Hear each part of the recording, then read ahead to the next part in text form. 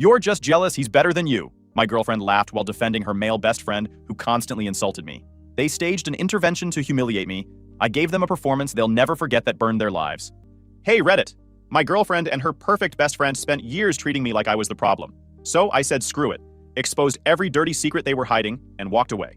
But that wasn't the end. Not even close. Before we get there, let me start from the beginning. I'm Alan, 32, fairly normal, gainfully employed, and 3 years deep into a relationship with a woman named Lillian. We met the usual way, mutual friends, too many drinks, a spark that turned into something real. Or at least I thought it was real. It took me far too long to notice that our relationship wasn't a duet. It was a trio. The third member was Oscar, Lillian's platonic soulmate, her best friend since college, and the self-appointed philosopher of our relationship.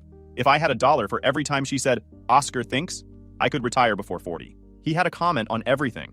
The shirts I wore, the restaurants we chose, whether we should get a dog, even how often we should reassess our intimacy. It wasn't just unsolicited advice. It was a running commentary on my existence. And Lillian listened. Every time I disagreed with Oscar's opinions, she treated it like I was rejecting sacred scripture. He's just looking out for me, she'd say. You should appreciate that. Apparently, questioning why her best friend was critiquing the thread count of our bedsheets made me ungrateful. Oscar wasn't content to stay in the role of backseat driver. He'd appointed himself co-pilot, sliding insults under the radar disguised as concern. You're steady, Alan. Comfortable. Some people aim higher, but not everyone's wired that way. And Lillian? She repeated his lines like gospel. Oscar wasn't just part of our relationship. He was steering it. I told myself it wasn't worth a fight. I was building a life with Lillian, and Oscar was part of the package. But one night stripped away the last of my patience. It was a Saturday, one of those evenings Lillian insisted I spend bonding with Oscar. We ended up at a bar he liked, the kind where every drink cost as much as a car payment. Oscar had been drinking since before I arrived, and by the third round, his filter was gone. You ever wonder what it's like to cheat and not get caught? He asked, grinning. It's a rush. Alice thinks I'm at a conference in Denver. I was actually in a hotel 2 blocks from here, with Mia, from the PR team. Before I could react, he was unlocking his phone and shoving it into my hand. Videos of Oscar kissing another woman, half-dressed in a hotel room, photos in bed, champagne glasses on a balcony. Evidence, not rumor. Now that's passion, he slurred. You wouldn't understand. You're not gonna say anything, right? He asked suddenly, his drunk grin fading slightly. I mean, we're bros. What happens at the bar stays at the bar. I looked him dead in the eye. Of course not. I'm not gonna say shit. That was all he needed to hear. The grin came back, wider than before. See? I knew you were cool. He fumbled with his phone. Here, I'm sending these to you. Don't show anyone, obviously. But you should see what a real affair looks like. Maybe it'll inspire you. He airdropped everything, every video, every picture, every screenshot of him bragging about it to someone else. So you can learn something, he said, laughing as the files transferred. He thought he was sharing a secret with a friend. What he was actually doing was handing me the detonator to his entire life. I should have deleted the files. Instead, I saved them. Every video, every picture, every detail. Backed them up. Encrypted them. For the first time since Oscar had inserted himself into my life, I wasn't angry. I was patient. People like Oscar think they're untouchable.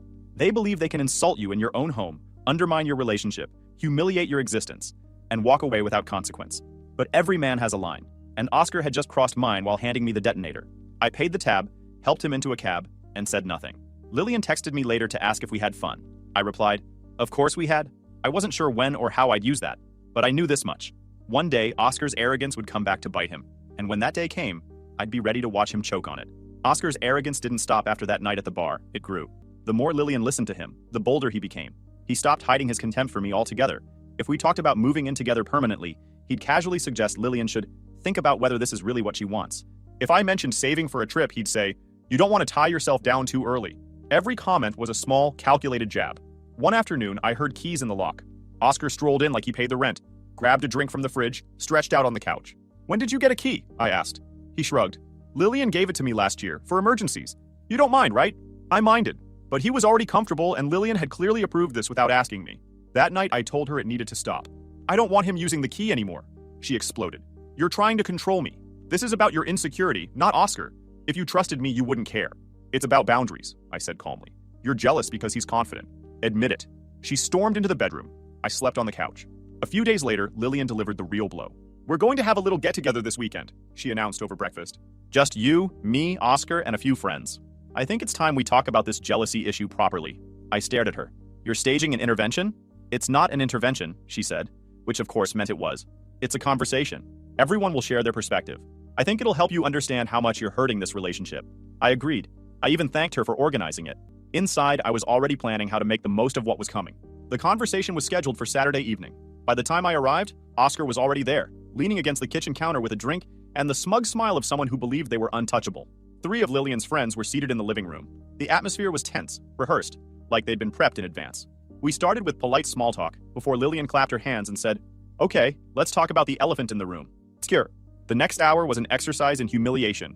One friend explained that trust is the foundation of every healthy relationship, and that my issues with Oscar were rooted in insecurity. Another said that I shouldn't try to change Lillian's friendships. A third suggested therapy. For me, of course. Oscar waited until last. He stood up, holding his drink like he was about to deliver a TED Talk. "I've known Lillian for over a decade," he began. "We've always supported each other. Our friendship is built on honesty and loyalty. I would never come between her and someone she loves."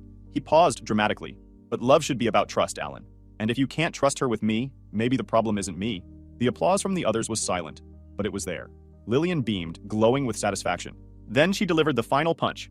"Oscar has always been the most important person in my life." She stopped herself, caught the look on my face, and amended. "One of the most important people."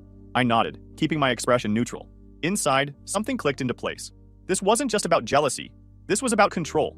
Theirs, not mine. They wanted me to accept a dynamic where Oscar could treat me like an inconvenience in my own life, and Lillian would back him up every time. I apologized. I said I'd reflect on everything and try to do better. Lillian squeezed my hand, believing she'd won. Oscar gave me a self-satisfied nod, like a teacher pleased with a student's progress. But as I looked around that room, at their smug faces, their certainty that they'd put me in my place, I realized something important. They'd just handed me exactly what I needed. They thought they'd broken me down. What they'd actually done was give me permission to go further than I ever planned to. That night, as we drove home, Lillian talked about how productive the conversation had been. I listened, nodded, and smiled. Outwardly, I was the picture of contrition. Inside, the plan was already forming. They wanted a performance? Fine. I'd give them one. But when the curtain fell, none of them would be applauding. 2 days later, over dinner, I told Lillian I wanted to fix things. Her eyes lit up immediately. "I want to clear the air with everyone," I said. "Maybe we could have a small dinner. Me, you, Oscar, and Alice." She practically glowed. "That's a great idea." It was all theater. I wasn't trying to fix anything. I was building a trap. While they thought I was preparing an apology, I was preparing evidence. By midweek, the plan was airtight. That's when Lillian started to unravel. She'd expected me to fight. Instead, I was calm, agreeable, almost cheerful. It freaked her out. She knew me well enough to recognize when something was wrong. Her paranoia boiled over. She checked my phone, scrolled through my emails, grilled me about coworkers. She made fake social media accounts to test if I'd flirt with strangers. She showed up at my office unannounced. Once, she appeared crying in the parking lot. My manager saw her and asked if everything was okay. I said it was. It wasn't. I stopped reacting. Her accusations bounced off me. Meanwhile, the social circle around us started shrinking. Friends stopped texting. Even those who sympathized with Lillian seemed wary of how erratic she'd become. I let her believe things were improving. I nodded when she talked about healing and rebuilding trust. When she told me she'd invited 2 mutual friends to the dinner so they could see how much progress we were making, I told her it was a great idea. The more people there, the better. By Friday, she was convinced we were turning a corner.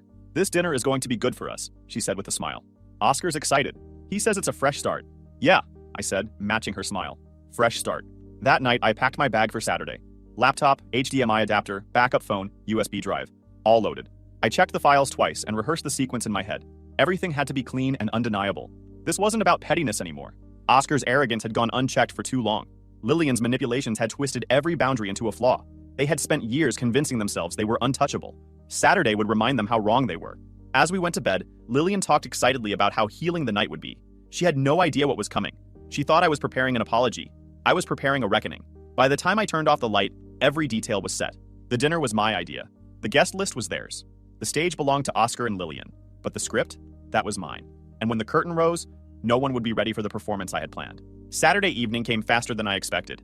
Lillian was buzzing with excitement as she got ready, like a kid on Christmas Eve. She called the night a new chapter, and kept thanking me for being mature enough to make peace. I smiled, zipped my jacket, and slid the USB drive into the inside pocket. The chapter she was about to read would be nothing like the one she imagined. We arrived just before 7. Oscar answered the door wearing that insufferable smirk. He clapped me on the shoulder like welcoming a defeated opponent back to the ring. Alice was warm and polite. Lillian's 2 friends were already there, sipping wine. The atmosphere was painfully optimistic. Everyone expected closure, maybe even a toast. We had dinner. Small talk filled the room, each sentence a performance. Oscar bragged about a recent project at work. Lillian laughed too hard at his jokes, and Alice nodded along, oblivious to the time bomb ticking under her roof. I played my part too, polite, measured, even self-effacing. If anyone had doubts about my sincerity, I erased them before dessert. Then Lillian tapped her glass. "Alan wanted to say something," she announced proudly, squeezing my hand as if this were a graduation speech. All eyes turned to me. I stood, adjusted my jacket, and let the silence stretch just long enough to make them lean in. I want to thank everyone for being here, I began. The last few weeks haven't been easy, and I want to own my part in that. Oscar grinned, leaning back like a king watching his subjects kneel. Takes a big man to admit that. Right, I said evenly. And I think it's time I stop avoiding the truth. But before I say anything else, there's someone here who deserves to hear it more than anyone. I turned to Alice. Confusion flickered in her eyes. Oscar shifted in his seat. Alice, I said clearly, I owe you the truth. Before anyone could interrupt, I pulled out my phone and connected it to the TV. The screen lit up. Then came the first video.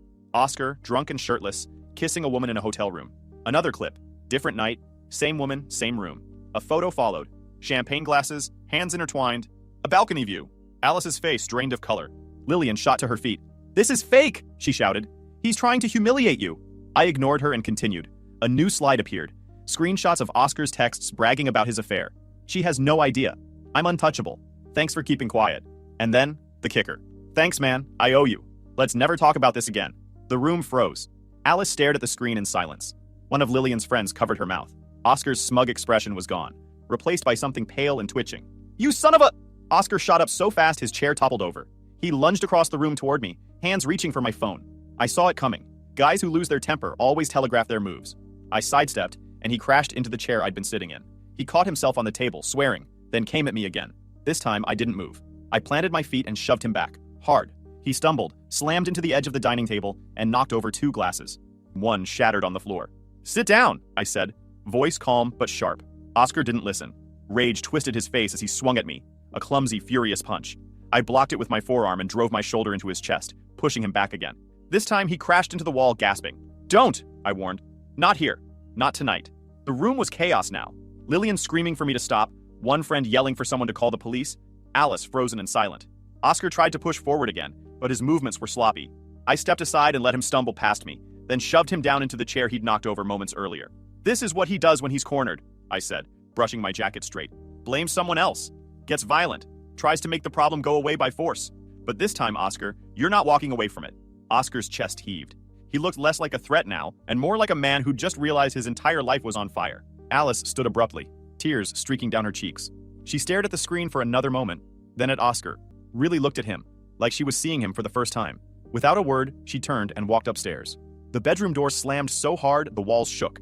Then came the sound of drawers being yanked open, things hitting the floor, a muffled scream of rage from behind the closed door. Oscar's face went white. "Alice," he started, moving toward the stairs. "Don't," I said quietly. He stopped. Lillian was still screaming at me, but I wasn't listening. My eyes stayed on that closed bedroom door upstairs. Alice wasn't running. She was regrouping. And that was so much worse for Oscar than any tantrum could ever be. Lillian turned on me, voice shaking with fury. "You're disgusting! You ruined lives tonight." "No," I said, staring at her. "Oscar did that. I just stopped helping him hide it." Oscar slumped in his chair, face buried in his hands. Lillian shouted something else. I didn't catch it. The room was too loud now, filled with yelling, accusations, panic. The friends who had come for a reconciliation were frozen in disbelief, unsure if they should stay or run. I looked around one final time. "I think we're done here," I said. "Thanks for dinner." I walked to the door as Lillian's voice cracked behind me. Oscar didn't move. Nobody followed. The night air outside was cold and still, a stark contrast to the chaos I'd left behind. I felt no satisfaction, no gloating, just a deep, steady calm. They'd invited me here expecting a performance of regret. Instead, they'd witnessed a reckoning, one that left their carefully constructed lies shattered on the floor. And as I walked toward my car, the image of Oscar gasping against the wall replayed in my mind. It wasn't the fight I'd planned, but it proved what I'd always known. When the mask slips, the powerful always flail. And I had made sure everyone saw it happen. The morning after the dinner was silent.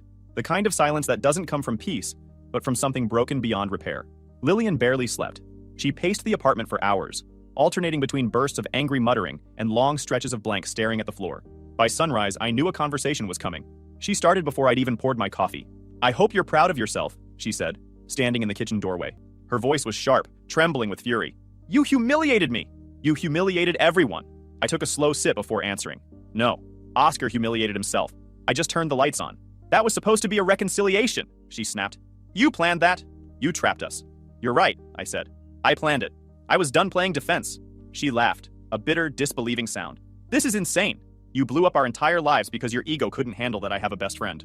"No," I said calmly, setting my cup down. "I blew up a lie that's been poisoning this relationship from the start. Oscar isn't just your friend. He's the guy who's been undermining me for 3 years. He's the guy who cheated on his wife and bragged about it. And you? You stood next to him and acted like I was the problem. That's not fair. It's not. I stepped closer, meeting her glare. You defended a man who walked into our apartment without knocking, who told you I wasn't ambitious enough, who tried to control every part of our lives. And when I asked for a basic boundary, you staged an intervention to fix me. Her face flushed red. I was trying to help you. No, I said, my voice flat. You were trying to break me into something Oscar approved of. And the second I didn't cooperate, I became the villain. She crossed her arms. You didn't have to do it like that. You could have told Alice privately. And then you and Oscar would have convinced everyone I made it up. I gestured toward the hallway where her raised voice still echoed. You're proving my point right now. She went quiet for a moment, breathing hard, then shifted tactics. We can fix this, she said softly. We can move past it. You went too far, but I know why. It's because you love me. And I love you too. We just lost perspective. I almost laughed. Perspective? You watched your best friend try to hit me last night after I showed his wife proof he'd been cheating on her. And your first reaction wasn't, I'm sorry. It was, you're disgusting. Her composure cracked. Because you humiliated me, she shouted. In front of my friends. In front of Alice. You made me look like a fool. You did that to yourself, I said simply. The words landed harder than I expected. Her eyes glassed over with frustrated tears. So that's it? You're just walking away? After everything? Yes, I said. That's exactly what I'm doing. She stared at me like she hadn't heard me correctly. You're ending this? I'm giving you 4 weeks, I said flatly. Pack your things, find a place, and get out. After that, the locks change whether you're gone or not. Her mouth fell open. 4 weeks? You're kicking me out of our apartment. My apartment, I corrected. My name's on the lease. You moved in. Now you're moving out. 4 weeks is generous considering what you've put me through. For a second, she looked like she might cry. Then she straightened, anger taking over again. You'll regret this, she hissed. You're throwing away the best thing you'll ever have. The conversation ended there. She slammed the bedroom door so hard a picture fell off the wall. I left for a drive, letting the cold air clear my head. When I came back, she'd started packing. It was early October when I gave her the deadline. The dinner had happened on the first Saturday of the month. By mid-October, barely 2 weeks later, I heard from a mutual friend that she'd been spotted with Oscar at a cafe. The days that followed were chaos in slow motion. Lillian didn't accept the breakup. Not really. She texted nonstop. First came the apologies, then the accusations. You ruined everything. You embarrassed me. I hate you.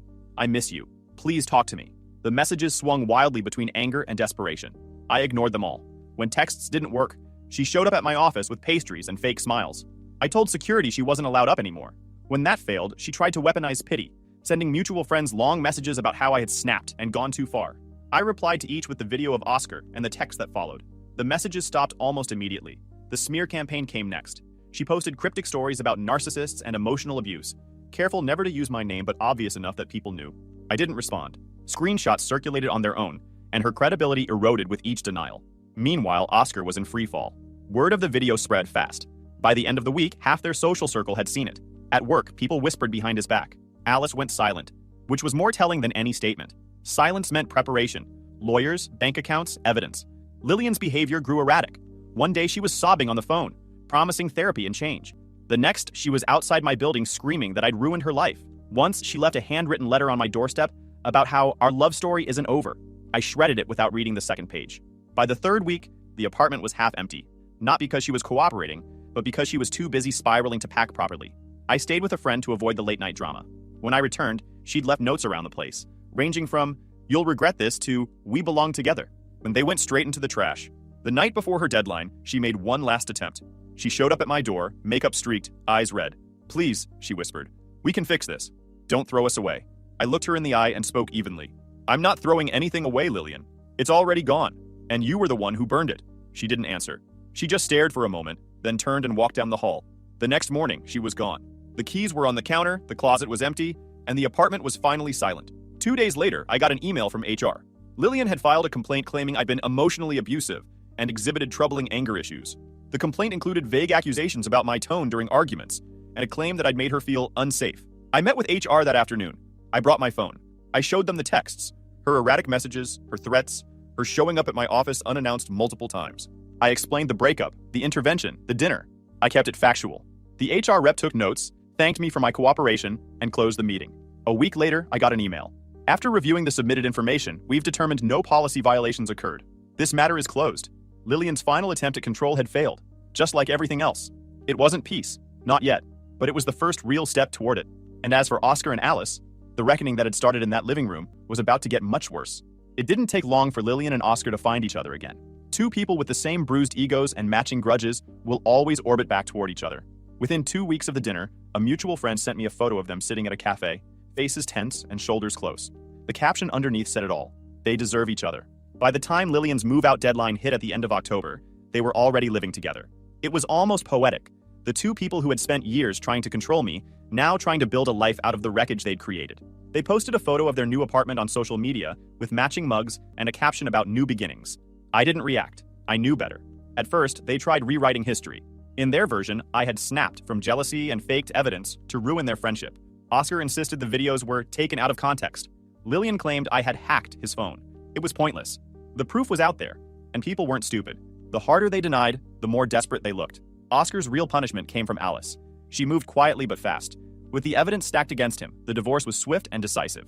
She got the house, a significant portion of his savings, and, in a final, brutal detail, custody of their cat. Oscar was left renting a small, overpriced apartment on the edge of town, juggling alimony payments and legal fees. The man who used to brag about being untouchable was now comparing grocery prices and calculating if he could afford takeout. His career wasn't spared either. His company reassigned him to a background role to reduce client exposure, which was corporate speak for, "We don't want your face near our brand." Invitations to industry events stopped coming. Colleagues stopped lingering around his desk. He started working from home more often, not because he wanted to, but because the office had become hostile territory. Lillian's downfall wasn't as dramatic, but it was just as steady. Her long rants online about healing from narcissistic abuse backfired. Potential employers saw the mess and quietly passed on hiring her. She eventually landed a junior PR role, a steep fall from the position she used to brag about aiming for. The job barely covered her share of rent, and the resentment started building. Their social circle collapsed around them. Friends stopped inviting them to dinners. The people who once called their friendship inspirational now avoided their names altogether. Even the ones who stayed in contact kept their distance, tired of the constant drama.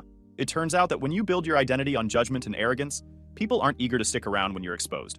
The fight started soon after they moved in. At first they were small, arguments over chores, groceries, and late-night phone calls. Then they got louder. Neighbors started hearing shouting through the walls. One of them told a mutual friend about a night when the police were called after an argument spilled into the hallway. It was the same routine they'd inflicted on everyone else, now turned inward. Oscar blamed Lillian for not defending him when people confronted him. Lillian blamed Oscar for ruining her reputation. They accused each other of cheating, of not putting in effort, of being manipulative. The same tactics they had used to control me and lie to Alice were now being used on each other. And without an outsider to absorb the damage, they destroyed themselves. Occasionally, they tried to reach out. One night at 2 a.m., Lillian texted me, "I thought we could talk. Things haven't been easy." I deleted it without responding. A week later, Oscar sent a message. "We both said things we regret. Maybe we should clear the air?" I didn't reply to that either. More messages followed, some furious, some apologetic. Lillian accused me of being petty. Oscar tried guilt-tripping me with lines about how friends don't stay enemies forever. They didn't seem to realize I had no interest in being their friend. Not again, not ever. Their relationship kept unraveling. They unfollowed each other online, then followed again. Broke up, got back together, repeated the cycle. The building's residents knew them as that couple. The ones screaming at each other in the hallways, accusing each other of cheating, calling the cops, and then posting smiling selfies the next day. It was poetic justice. They had spent years projecting their dysfunction onto others. Now, stripped of scapegoats, they turned it inward. Every manipulative trick, every toxic habit, every attempt at control was now bouncing back and forth between them like a weapon they couldn't put down. The final implosion was inevitable. A particularly violent fight, involving a smashed phone, a broken lamp, and another police visit, ended with them splitting for a break. Oscar moved into a smaller apartment across town.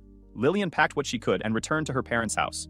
From that point, their lives drifted apart completely. Oscar remained a ghost at work, a shadow of the man he used to present himself as. Lillian faded into social media obscurity, posting vague quotes about healing and finding herself. Neither of them had friends left willing to listen. People sometimes ask if I feel sorry for them. The answer is no. They built this mess themselves, brick by brick, lie by lie, betrayal by betrayal. They chose arrogance over humility, manipulation over honesty, and selfishness over respect. And now they're choking on the consequences. Their downfall isn't satisfying in the cinematic way. It's not a dramatic explosion. It's slower, uglier, like watching a structure rot from the inside until it collapses under its own weight. And maybe that's the most fitting punishment of all, because in the end, they didn't just ruin their relationships, they ruined each other. And I didn't have to lift a finger. By the time spring rolled around, the chaos had burned itself out. Lillian was back at her parents' house, posting filtered photos with long captions about growth. Oscar was renting a dingy apartment on the other side of town, keeping his head down and avoiding anyone who had seen the video, which was practically everyone. Their lives were reduced to quiet damage control. Mine was finally free of both of them. The apartment felt different now. Clean. Still. The constant tension that used to hang in the air was gone. I replaced the locks, repainted the living room, and rearranged the furniture. Small things, but each one a reminder that this space was mine again. I wasn't angry anymore. I wasn't even thinking about revenge. I was focused on rebuilding something better from the ground up. Work picked up. My performance improved. I had more energy, more focus, more time. I joined a gym, reconnected with a few old friends I'd neglected, and started spending weekends hiking or exploring the city instead of arguing about Oscar's opinions or Lillian's drama. For the first time in years, my life felt like it belonged to me. About 3 months after the dinner, I got an email from Alice. Short, polite. Thank you again for telling me the truth. I'm doing better now. I hope you are too. I read it twice before replying. I'm glad you're doing well. I am too. If you ever want to talk, I'd be happy to. She responded a few hours later. Coffee sometime? We met at a small cafe downtown the following week. It was awkward at first, not because of what had happened, but because neither of us knew how to talk without mentioning it. We stuck to small things, work, books, weekend plans, but it felt easy, natural, like two people who understood each other without needing to explain everything. That first coffee turned into a second one a week later, then lunch, then dinner. It was never rushed and never dramatic. We didn't talk about what this was or where it was going. We just enjoyed the quiet honesty of it. Two people who had been lied to enough times to know the value of simple truth. Look, I know how this sounds. Guy exposes his girlfriend's best friend, breaks up with her, and 3 months later he's dating the best friend's ex-wife? It's the kind of thing that'd get torn apart in the comments if someone else posted it. Too convenient. Sounds fake? Nobody recovers that fast. But here's the thing. We weren't recovering fast. We were recovering together. And there's a difference. Neither of us was looking for a rebound. We'd both been lied to, manipulated, gaslit by the same two people. We understood each other in a way nobody else could. It wasn't about jumping into something new. It was about finally being around someone who didn't need an explanation for why we'd drawn the lines we did. Alice was different now. Steadier, more grounded. The betrayal had hurt her, but it hadn't broken her. She was rebuilding too, and we often talked about the strange sense of clarity that comes when you finally stop tolerating disrespect. I never once brought up Oscar, and she never asked about Lillian. We both understood those parts of our lives were finished chapters. What mattered was that we'd both chosen to close them. Sometimes we'd laugh about how surreal it all felt. Two people who had been betrayed by the same pair of people, now sitting across from each other, sharing stories over dinner. But there was something deeper underneath the irony, a shared understanding that made every conversation feel real. One night after dinner, as we walked back to our cars, Alice stopped and looked at me. I'm not looking for anything complicated, she said. I just want honesty. That's all I care about now. That's all I care about too, I replied. And I meant it. Things grew from there, slowly, cautiously. We spent more time together. She introduced me to a few of her friends. I invited her to a game night with mine. It wasn't a whirlwind romance. It was something steadier, built on mutual respect, shared experiences, and an unspoken promise to never repeat the mistakes that had scarred us both. I don't know what the future holds for us. Maybe it turns into something serious, maybe it doesn't. But whatever happens, it's built on truth, and that's enough. Looking back, Lillian once told me she wanted me to show humility by apologizing to Oscar. She wanted me on my knees, humiliated, small. But the only people who ended up kneeling were the two who believed they were untouchable. Oscar lost everything: his marriage, his home, his money, his reputation. Lillian lost her relationship, her credibility, her future plans. And all I lost was the illusion that I had to accept disrespect to keep the peace.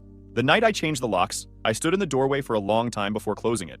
The apartment was empty and silent, but it wasn't loneliness I felt. It was peace. Real peace. The kind that comes only after you've torn something rotten out of your life and left space for something new to grow. And as strange as it still feels to admit it, I'm grateful. Not for the betrayal, but for the clarity it forced on me. Because without it, I might never have drawn the line. And without drawing the line, I might never have discovered what life could look like on the other side of it. Whatever happens next, it'll be honest. It'll be real. And it will never again include people who confuse love with control.